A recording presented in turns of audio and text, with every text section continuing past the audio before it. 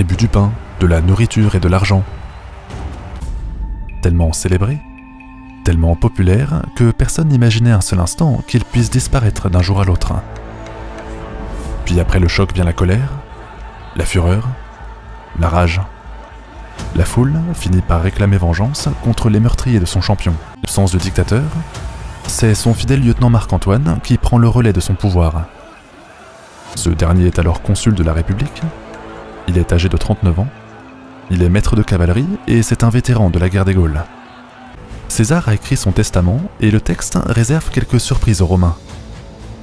En effet, le défunt énonce clairement que son héritier n'est ni Marc-Antoine, ni le fils qu'il a eu avec Cléopâtre, mais Octavius, un jeune homme que nous avions rencontré dans l'épisode précédent. Ce dernier est le petit-neveu de César, il n'a que 19 ans et n'a même pas fini ses classes militaires. Par contre, malgré son manque d'expérience et son jeune âge, il a toujours fait preuve d'un grand courage sur le champ de bataille. C'est cette abnégation et cette fidélité à son grand-oncle qui lui a valu l'admiration de César. Ce dernier en fait donc son fils adoptif et lui lègue la presque entièreté de sa fortune. Sa fortune, c'est-à-dire des sommes absolument colossales qui font d'Octavius l'homme le plus riche de Rome. De plus, il reçoit les respects de tous les vétérans de l'armée qui sont prêts à se battre pour lui.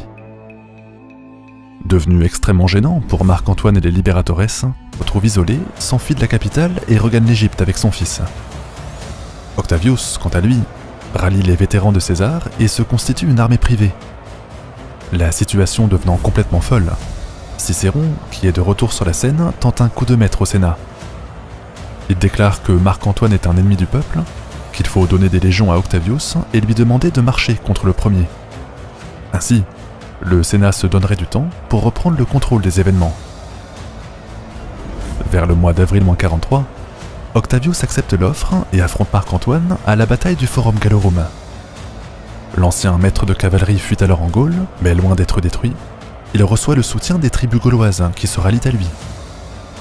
Octavius pourrait le poursuivre, mais il demande avant tout de la reconnaissance pour sa victoire. Avant de poursuivre son ennemi, il veut triompher dans les rues de Rome, à l'image de son père adoptif, ou devenir consul de la République. Néanmoins, le Sénat lui rétorque qu'il est beaucoup trop jeune et qu'il doit obéissance à ses aînés. C'était mal connaître le caractère d'Octavius qui, en tant que fils adoptif d'un héros élevé au rang de dieu, ne tolère pas qu'on lui parle de la sorte. Après une rencontre avec Marc-Antoine, qui promet de rester sur ses positions, Octavius fait volte-face et attaque la capitale. Après l'assaut sur Rome, le Sénat est obligé d'accepter les revendications du jeune homme, ce qui renforce la position des Liberatores. Marcus Brutus menace le nouveau maître d'une guerre civile. Ce dernier, pragmatique, se réconcilie alors avec Marc-Antoine. Les deux hommes enterrent donc la hache de guerre et se rencontrent à Bologne. Le principe est simple, l'ennemi de mon ennemi est mon ami. Les deux anciens favoris de César s'entendent avec le général Lépide pour former le second triumvirat, qui leur donne tous les pouvoirs en Occident. Le jeune Octavius reçoit l'Afrique, Marc-Antoine la Gaule et la Cisalpine, Lépide reçoit la Narbonnaise et l'Hispanie. Quant à la péninsule italienne, elle reste partagée entre les trois hommes. Pour conclure, les triumvirs font lever 28 légions et proclament une nouvelle loi, qu'on appelle la Lex Titia. Le texte déclare que les assassins de César doivent périr jusqu'au dernier, ce qui contraint le Sénat et Marcus Brutus à se défendre. 10 maîtres de l'Orient, Octave maître de l'Occident, quand Lépide est autorisé à garder l'Afrique. L'Italie reste toujours neutre, mais la République est bel et bien morte. Les triumvirs nomment désormais les magistrats, décident des niveaux d'impôts et peuvent lever des armées sur leurs territoires respectifs. Le Sénat existe toujours, mais fait bel et bien de la figuration. Pour s'assurer de la paix entre les parties, la sœur d'Octave est mariée à Marc-Antoine.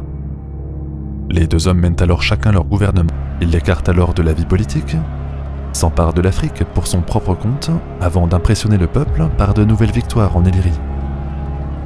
En -33, alors que Marc-Antoine sort affaibli de son conflit contre les Parthes, la popularité d'Octavius atteint son maximum.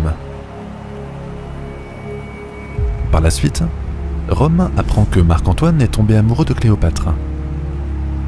Ensemble, Le couple a 2 enfants et ces derniers sont donc les héritiers du général romain.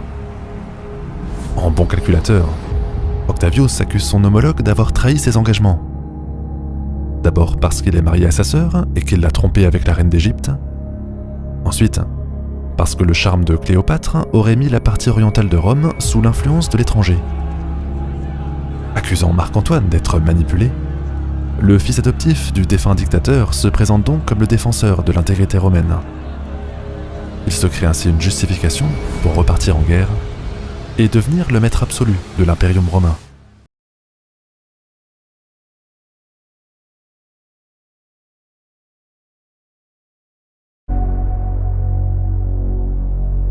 Pendant l'hiver de l'année -32, Octavius veut entrer en guerre contre Marc-Antoine pour la suprématie du monde romain. Il dispose alors de 40 légions, soit 200 000 hommes, ainsi qu'une flotte de 260 navires. Surtout, il est extrêmement populaire auprès du peuple et de l'armée, le jeune homme sachant parfaitement entretenir l'héritage légendaire de son père adoptif. De son côté, Marc-Antoine est à Alexandrie, dans le palais de Cléopâtre. L'alliance avec la reine égyptienne lui offre en effet de grandes ressources en hommes, en équipement et en argent. Il a 40 légions à sa disposition, 240 navires de guerre romains et 60 navires égyptiens. Cependant, s'il dispose d'une supériorité maritime, ses bases politiques sont un peu moins stables que celles de son concurrent. En effet, là où Octavius dispose d'un commandement absolu et d'une popularité à toute épreuve, Marc-Antoine doit gouverner avec la reine d'Égypte, qui compte bien restaurer la puissance de son pays. De plus, la présence de Césarion, le fils biologique de son ancien maître César, rend son héritage très incertain. Néanmoins, une victoire contre Octavius, qui reste relativement inexpérimenté sur le terrain militaire, effacerait les doutes. Il compte alors réunir ses légions en Grèce, près de la cité d'Axium, avant de les embarquer avec la flotte égyptienne vers l'Italie. De l'autre côté, Octavius anticipe et ne se laisse pas surprendre. Sur les bons conseils du général Agrippa, sa stratégie consiste à accepter la supériorité navale de Marc-Antoine, mais à couper ses communications et son ravitaillement. En effet, puisque l'ennemi réunit ses troupes en Grèce, région qui n'est pas autosuffisante en nourriture, il est forcément dépendant de l'apport de vivres par voie maritime. Les convois des Antonins arrivent soit depuis l'Égypte, soit depuis l'Asie, via l'isthme de Corinthe. Axium étant entouré par les montagnes, les troupes de Marc-Antoine viendraient à mourir de faim si ces lignes d'approvisionnement sont coupées. Forcément, c'est exactement ce qu'Agrippa s'empresse de faire. Il attaque les îles Corfou, la ville de Métonie et l'isthme de Corinthe, puis il déclenche des opérations de piraterie sur les convois de nourriture. La flotte de Marc-Antoine étant pensée pour le choc et non pour la guerre de course, elle est en difficulté contre les navires plus petits, mais plus rapides, du général Agrippa. Résultat, les Octaviens finissent par isoler les Antonins qui commencent à mourir de faim. Ensuite, vers la fin du mois d'août, alors que de violents orages s'abattent sur la région, Agrippa resserre son étreinte par un blocus maritime du golfe d'Axium. Ces 260 navires de guerre sont disposés en arc de cercle autour de la baie, puis l'armée d'Octave arrive par le nord pour interdire toute retraite vers la Macédoine, la seule région fertile à des kilomètres à la ronde. Avec le mauvais temps et la chaleur de l'été, les Antonins souffrent non seulement de la faim, mais aussi de la soif et de la maladie. Ne pouvant rester sans rien faire, Marc-Antoine espère le retour du beau temps, mais il faut attendre jusqu'au 2 septembre pour avoir une météo favorable. À bout de force, il tente alors le tout pour le tout et fait une sortie avec ses 300 navires. Sa flotte est divisée en deux, les navires romains en première ligne pour engager le choc, les navires égyptiens en deuxième ligne pour intervenir sur un point faible afin de créer la brèche. Pendant plus de 3 heures, les deux camps s'affrontent dans un combat fratricide et sans pitié. Agrippa cherche à envelopper la flotte de Marc-Antoine en la débordant sur les côtés. Ce dernier cherche à faire une percée sur le centre grâce au renfort de Cléopâtre qui se jette à corps perdu dans la bataille. Cependant, avec des effectifs décimés par les maladies, les Antonins sont trop faibles pour venir à bout des Octaviens et se font couler les uns après les autres. La ligne d'Agrippa reste solide et inébranlable. Seuls les navires amiraux de la reine et de Marc-Antoine, ainsi qu'une poignée de leurs vaisseaux, parviennent à s'échapper vers le sud. Après la bataille d'Axium, les légions de Marc-Antoine font défection et se rendent à Octavius. Ce dernier peut donc s'emparer de la Grèce, de l'Asie et de la Crète. Il contraint les Antonins à la retraite jusqu'en Égypte.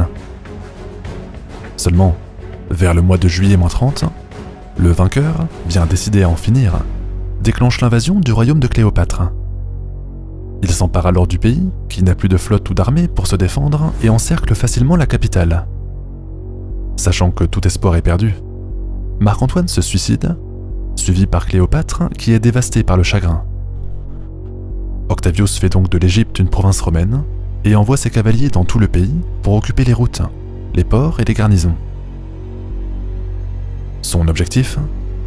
Trouver et capturer le fils biologique de César, qui est annoncé en fuite vers les Indes. Une fois débusqué et ramené à Alexandrie, le jeune Césarion, qui n'a que 17 ans, se fait exécuter par Octavius. De cette façon, plus rien, ni personne, ne se pose entre lui et le pouvoir suprême. De l'Égypte, Octavius n'a plus d'ennemis déclarés au sein de l'Imperium. Maintenant qu'il a les mains libres, il retourne à Rome pour organiser un pouvoir personnel. D'abord, il célèbre 3 jours de triomphe durant l'été -29 pour galvaniser les foules autour de lui. Mais en homme prudent et intelligent, il sait ce qu'il arrive à ceux qui gardent le pouvoir conforme suivante. Comme il l'avait promis, les plus riches peuvent toujours être représentés par le Sénat qui reste en place. Pour y siéger, il faut d'abord avoir été magistrat, c'est-à-dire questeur, édile, prêteur ou consul. De la même façon, la plèbe, c'est-à-dire les pauvres et les classes moyennes, peut toujours se rassembler dans les comices. De son vote découle même l'élection des tribuns et des propositions de candidats au poste de magistrature. Maintenant, ce qui change en profondeur, c'est l'importance des rôles. Car au-dessus du Sénat, au-dessus des tribuns, au-dessus des magistrats se trouve désormais un homme. Octavius, qui prend désormais le nom d'Augustus, est le premier de tous les citoyens romains. Augustus, qui signifie l'homme le plus illustre, devient le prince du Sénat, ou princeps senatus, un titre qui lui permet de prendre la parole en premier quand il se rend dans l'assemblée. La superstition romaine voulant que les premiers à prendre la parole sont toujours ceux qui ont raison, le prince du Sénat a donc une influence inégalée sur les autres. Ensuite, si les tribuns sont toujours élus par le peuple, le droit de proposer ou d'empêcher une loi ne peut se faire sans l'aval du princeps. Et puis de toute façon, Augustus dispose aussi de l'imperium qui lui donne le contrôle absolu sur les armées. Est un contrôle total sur la nomination des magistrats. Ainsi, grâce au poids de la superstition et grâce au poids des victoires militaires, Augustus réussit sûrement là où son père adoptif avait échoué. Faire semblant de respecter la classe dirigeante, faire semblant de laisser au peuple un libre arbitre, organiser un simulacre